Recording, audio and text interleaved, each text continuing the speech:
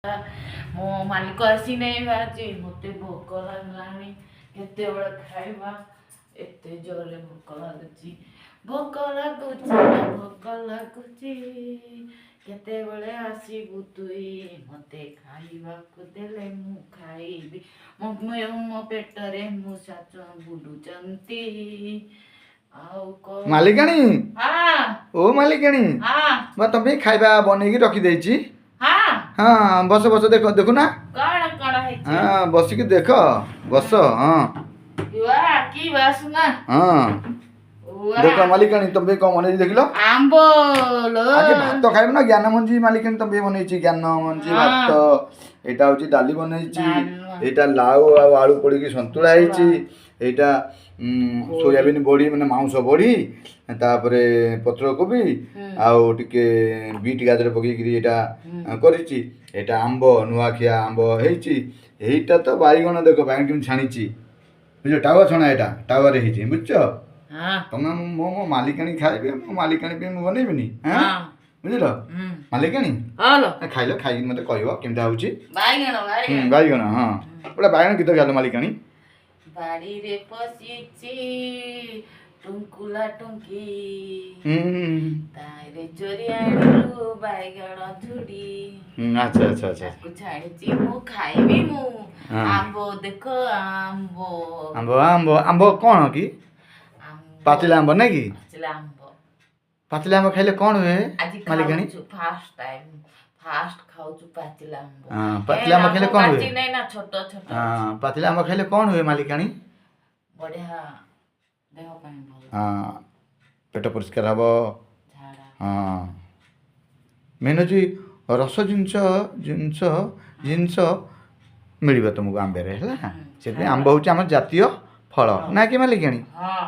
ମାଲିକାଣୀ ଲୋ, ତମେ କେଉଁ ହାତରେ ଖାଉଛ? ବାଁ ହାତରେ ଖାଉଛ ନା ଡାହାଣ ହାତରେ ଖାଉଛ?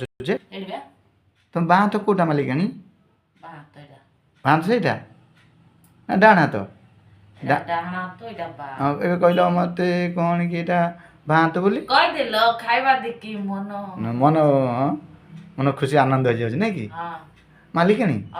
ତମେ ତ ରୋଷେଇ ଶିଖିନ, ଆଉ ମୋ ଠାରୁ ଟିକେ ଆସି ଟ୍ରେନିଂ ନେଉନ, ତମକୁ ଶିଖେଇଦେବି। ପାଖରେ ଛିଡ଼ା କରି ଶିଖେଇଦେବି। ଚଟୁ ଧରିକିରି ତମକୁ ଶିଖେଇଦେବି। ଆଉ ଯଦି ନ ଶିଖେଇ ପାରିବ, ଚଟୁରେ ପାହାର ମାରିବି, ଗାଲରେ ଚଟୁ ଚେଙ୍କ ଦେଇଦେବି। ତୁ ମାରିବୁ, ତୁ ମତେ ଛାଡ଼ିବୁ, ମତେ ଘରୁ ବାହାର କରିଦେବୁ। ମତେ ପଇସା ଦେବୁନି, ମୁଁ ଜାଣିନି। ତୋ ଭଳିଆ ମାଲିକାଣୀ ବା କୋଟି କରି ଗୋଟିଏ, ନାଇଁ କି ମାଲିକାଣୀ? ମାଲିକାଣୀ, ଆଉ କ'ଣ କହୁଥିଲି, ତମ ମାଲିକ କୁଆଡ଼େ ଯାଇଛନ୍ତି? ମାଲିକ ସିଆଡ଼େ ଅଫିସ ଯାଇଛନ୍ତି। ବୁଲିବାକୁ ଯାଇଛନ୍ତି ନା ଅଫିସ ଯାଇଛନ୍ତି? ଆଚ୍ଛା ଆଚ୍ଛା ଆଚ୍ଛା। ଆଉ ତମେ କେଉଁଠି କାମ କରୁଛ କି ମାଲିକାଣୀ? ନାଇଁ। ଆଉ ତମକୁ ଏତେ ସୁନ୍ଦର ଦିଶୁଛ ମାଲିକାଣୀ। ଖରା ବାଜୁନି କି? ଘର ଭିତରେ ପଶି ଯାଇଛ କି? ଖରାକୁ ତମେ ଭାରି ଡର, ନାଇଁ କି? ହଁ ପରା, ଖରାରେ ବାହାରିଲେ ଦେହ ଛୁଞ୍ଚି ଫଳିଲା। ହଁ ପରା। ଆଉ ଯେଉଁ ମାଲିକାଣୀ, ଗୋଟେ କଥା କହିବି ତମକୁ। କଥା କ'ଣ କି, ଆଜିକାଲି ସବୁ ମୁହଁ ଲୁଚେଇ ଯାଉଛନ୍ତି, ସେ କ'ଣ ଖରା ଡରରେ ନା କିଛି ଭୁଲ ଭାଲ ଡରରେ? ସେଇଟା ଗୋଟେ ଭିତରି କଥା। ଭିତରି କଥା କ'ଣ ଟିକେ ମତେ କହିଦେଉନ। ଆଜିକାଲି ଯୋଉ ଗୁଡେଇକି ଯାଉଛନ୍ତି, କୋଉ ପିଲା ସହିତ ଦେଖା କର। ତା ଗୀତ ବାହାରିଥିଲା ମାଲିକାଣୀ, ଯା ମୁହଁରେ କପଡ଼ା ତାର ବେଶୀ ଲଫଡ଼ା, ଯା ମୁହଁରେ କପଡ଼ା ତାର ଲଫଡ଼ା, ହଁ ନା ନାଇଁ? ଲଫଡ଼ା ଫଡ଼ା ଚାଲିଛି କି? ଲଫଡ଼ା ଚାଲିଥିବ ନା। ସେଇଥିପାଇଁ ସେ ମୁହଁ ଲୁଚେଇକି ଯାଉଛନ୍ତି, ନାଇଁ କି? ଆଚ୍ଛା ଆଚ୍ଛା ଆଚ୍ଛା ଆଚ୍ଛା। ଆଜିକାଲି ମୁଁ ବହୁତ ଦେଖିଛି, ମାନେ ଆଉ ଗୋଟେ ଗାଡ଼ିରେ କଳାର କାଚ ଲାଗିଥିବ, ତା ଭିତରେ ସବୁ ଡାରେ ନାରେ କାମ ହେଉଥିବ, ଦେଖିଲା ବେଳକୁ ଲୋକମାନେ ଦେଖିପାରିବେନି, କିନ୍ତୁ ଜଣେ ଦେଖୁଛି ନା। ଆଉ ସିଏ କିଏ? ଉପରବାଲା। ତମେ ଯାହା ଭୁଲ କରିଥିବ ସବୁ ଲେଖା ହେଉଛି। କେଉଁଠି ଲେଖା ହେଉଛି? ଖାତାରେ। କେଉଁ ଖାତା ସେଟା? ଖାତା କେଉଁ ଖାତା ସେଟା? ଧର୍ମ ଖାତାରେ ଲେଖା ହେଉଛି। ସେଥିପାଇଁ ଧର୍ମର ନୀତି। ଏଇ ଜନ୍ମରେ ହିଁ ଭୋଗିବେ ସେଟା। ଯାହା କରିଛ ଏଇ ଜନ୍ମରେ ଭୋଗିବାକୁ ପଡ଼ିବ, ସେଇ ଏଇ ଜନ୍ମରେ। ଆର ଜନ୍ମ ନୁହଁ, ଏଇଭଳିଆ କଳିଯୁଗ। ଯଦି ଭୁଲ ଭାଲ କ'ଣ କିଛି କରିଛ, ମାସେ 2 ମାସ 5 ମାସ ବର୍ଷ ଭିତରେ ତୁମକୁ ଧରା ପକାଇଦେବେ। କଳିଯୁଗରେ ଏଠି ଯମଦଣ୍ଡ ଅଛି, ହଁ ହେଲା। ଆଉ ଯମପୁର ଏ କଳିଯୁଗରେ ନିଜେ ହିଁ ଯଦି ଭାବି ନେବ, ଏଠି ଯମ। ସେଥିପାଇଁ ଏଇଠି ସ୍ୱର୍ଗ, ଏଇଠି ନରକ, ଏଇଠି ପାତାଳ, ନାଇଁ କି? ଏଠି ସ୍ୱର୍ଗ ଦେଖିପାରିବ, ଏଠି ପାତାଳ ଦେଖିପାରିବ, ଏଠି ଯମ ସ୍ୱର୍ଗ ଆଡ଼କୁ ମାଲିକାଣୀ ମୁଣ୍ଡ ରହିଲା ବୁଝିଲ। ନର୍କ ଆଡ଼କୁ କ'ଣ ରହିଲା କ'ଣ ରହିଲା ଗୋଡ଼ ରହିଲା। ପାତାଳ ଆଡ଼କୁ ବି ଗୋଡ଼ ରହିଲା ବୁଝିପାରିଲ। ଏଇଠି ସ୍ୱର୍ଗ ଏଠି ନର୍କ ଏଠି ପାତାଳ।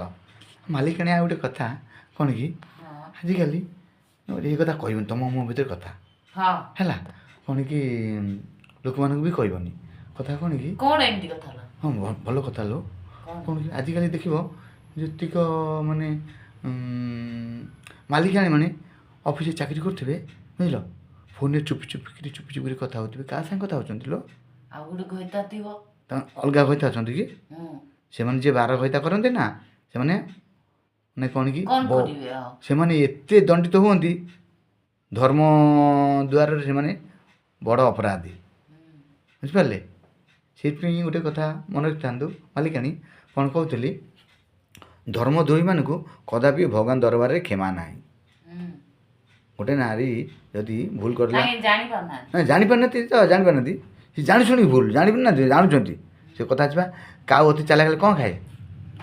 ବିଷ୍ଟା ଖାଏ ବୁଝିଲ। ସେ ସବୁ ବିଷ୍ଟା ଖିଆ ଡାହାଣୀ ଗୁଡ଼ା ବୁଝିପାରିଲ।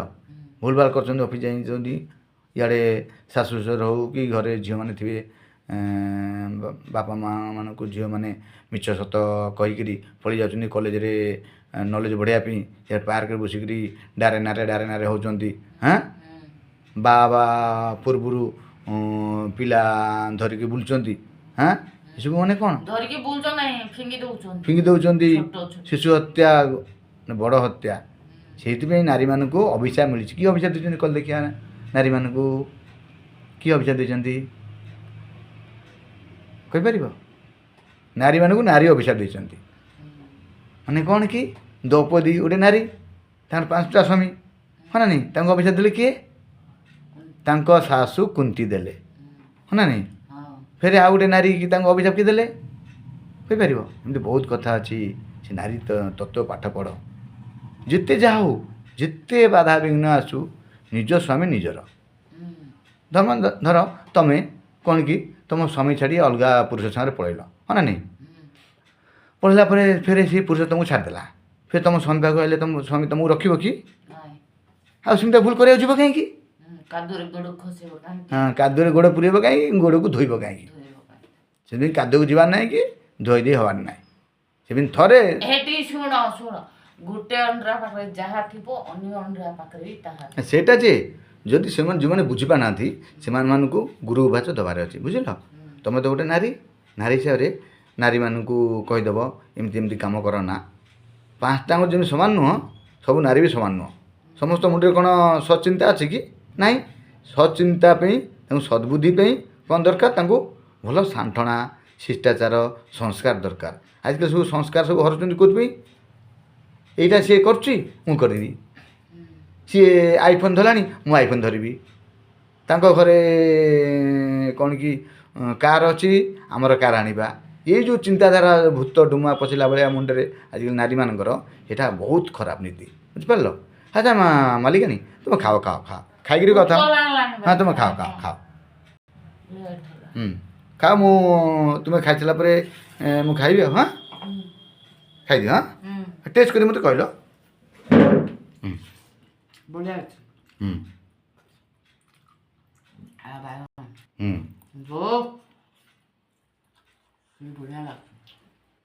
ଭଲ ତ ଗୀତ ଅଛି ରସ ନାରେ ବାଇଗଣକୁ ଭର୍ତ୍ତା କରି ଖାଅ ରେ। ଭଲ ଅଛି ଆମ୍ବ ଭଲ ଅଛି ଆମ୍ବ ଭଲ ହୁଅନ୍ତାନି କି? ଏଇଟା ମାଲିକାଣୀ ବୁଝିଲ ତମ ପାଇଁ ମୁଁ ଆଣିଥିଲି କେଉଁଠି କହିଲ ଯେଉଁ ହେଉନଥିଲା କ'ଣ କି ଓଡ଼ିଆ ଆମର ନୂଆ ବର୍ଷ ନୂଆ କ୍ୟାଲେଣ୍ଡର ଲେଖା ଆରମ୍ଭ ହେଲା ପଣା ସଂକ୍ରାନ୍ତିରେ ମୋତେ ଦେଲେ। ସେଇଥିପାଇଁ ତମ ପାଇଁ ମୁଁ ଆଣିଥିଲି। ମୁଁ କହିଲି ମୋ ମାଲିକାଣୀ ଖାଇବେ କେତେ ବଡ଼ କଥା ହୋମ୍ ମିନିଷ୍ଟର ମୋ ମାଲିକାଣୀ ଖାଇଦିଅ ଆମ ମିନିଷ୍ଟର ଜିନ୍ଦାବାଦ ହୋମ୍ ମିନିଷ୍ଟର ଖାଅ